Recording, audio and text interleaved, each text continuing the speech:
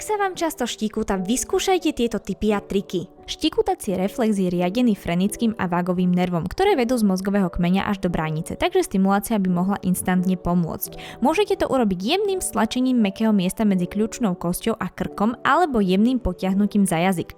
Ďalej napríklad kloktanie ľadovou vodou dostatočne stimuluje bludivý nerv, čo pomáha uvoľniť bránicu a zastaviť škanie. A v neposlednom rade nevynechajte hlboký nádych a pomalý výdych. Mám pre vás pripravených ešte množstvo zaujímavých tipov, takže ma nezabudnite sledovať, aby vám nič neušlo.